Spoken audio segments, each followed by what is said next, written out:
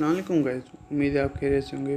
तो आज मैं बात करूंगा अबू अली हसन इब्न अल हैथम के बारे में, जो 965 में पैदा हुए थे और 1040 में वफ़ात पा गए। यूरोपीय ममालिक में उनको अल हैज़न नाम से जाना जाता है। उन्होंने अपनी शुरुआती तालीम बसरा और बगदाद से हासिल की। उनके इल्म के चर्चे बहुत ही मशहूर थे। मिस्र के बादशाह अल हाकिम ने उनको दावत दी कि वो आएँ और यहाँ पे दरिया नील के सामने एक डैम बनाएं, क्योंकि उस दौर में दरिया नील की वजह से बहुत सारी तबाही हुआ करती थी। पर उस वक्त में ऐसी टेक्नोलॉजी नहीं थी कि ऐसी अच्छी डैम बनाई जाए। वो इस मकसद में नाकाम हो गए।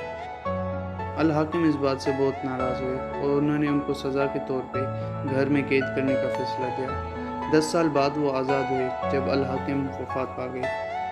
उनका साइंस में बहुत ही बड़ा कंट्रीब्यूशन है, जैसे कि उन्होंने ऑप्टिक्स, मैथमेटिक्स, फिज़िक्स, मेडिसिन और डेवलपमेंट ऑफ साइंटिफिक मेथड, यानी कि वो पहले इंसान थे जिन्होंने ये बताया कि साइंटिफिक मेथड क्या है। अपने 10 साल की कैद में उन्होंने लाइट के बारे में बहुत कुछ सीखा। उन्होंने उस दौरान एक किताब लिखा, किताब अल मनाज़िर, जिसमें वो बताते हैं लाइट के बारे में। पहले यूनानी फ़लसफ़ी का ये मानना था कि लाइट हमारी आँखों से निकलती है, फिर वो चीज़ों को टकरा के फिर वापस आती है। पर इब्न अल हैथम वो पहले इंसान थे जिन्होंने ये बताया कि सूरज की रोशनी किसी चीज़ को टकरा के फिर हमारी आँख में आती है। और उन्होंने लॉ ऑफ रिफ्रैक्शन के बारे में भी बताया। उन्होंने शेडो, सोलर एक्लिप्स और बहुत सारी चीज़ों के बारे में बताया कि क्यों होती हैं। और वो पहले इंसान थे जिन्होंने पहली कैमरा बनाई, जिसको आज के वक्त में हम पिन होल कैमरा कहते हैं। उन्होंने अपने वक्त में आँखों की बेहतरीन एनाटॉमी बयान की। उनको father of modern day optics कहा जाता है। उनकी कंट्रीब्यूशंस को देखते चांद पे एक घड़ी का नाम अल हैज़न रखा गया, मतलब इब्न अल हैथम। किताब अल मनाज़िर का बहुत ही इन्फ्लुएंस रह चुका है वेस्टर्न वर्ल्ड पे, जैसे कि यूरोपीय मशहूर साइंसदान रॉजर बेकन और केपलर, जो उनसे बहुत ही मुतासर हुए थे। इब्न अल हैथम ने पैराबोलिक और स्पेरिकल मिरर पे भी बहुत रिसर्च की।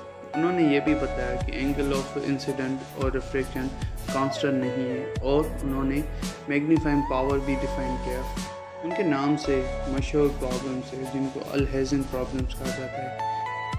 उनकी दूसरी किताब मीज़ान अल हिकमा, जिसमें वो बहुत सारी चीज़ों के बारे में बताते हैं, जैसे कि डेंसिटी ऑफ एटमॉस्फेयर। उन्होंने एटमॉस्फेयर और हाइट का रिलेशन भी डिस्क्राइब किया था। उन्होंने इस किताब में ये भी बयान किया है कि कैसे दो चीज़ें एक दूसरे को खींचती हैं। उनकी बातों से लगता है कि उनको ग्रेविटी के बारे में भी मालूम था। मैथमेटिक्स में उनका बहुत कंट्रीब्यूशन है, जैसे कि उन्होंने एनालिटिकल जियोमेट्री डेवलप की। उन्होंने मोशन ऑफ बॉडी पे भी बहुत स्टडी की, जैसे कि उन्होंने ये बताया कि एक बॉडी चलती रहेगी जब तक कि उसको कोई एक्सटर्नल चीज़ ना रोके, या कोई एक्सटर्नल चीज़ उसका डायरेक्शन बदले। ये सुनने में न्यूटन का फर्स्ट लॉ ऑफ मोशन लगता है, पर यह पहले इब्न अल हैथम ने बयान किया था। उन्होंने 200 से मज़ीद किताबें लिखी। आज उनकी बहुत सारी किताबें नहीं मिलती, क्योंकि कुछ किताबें लातीनी और अब्रानी ज़ुबान में महफूज हैं।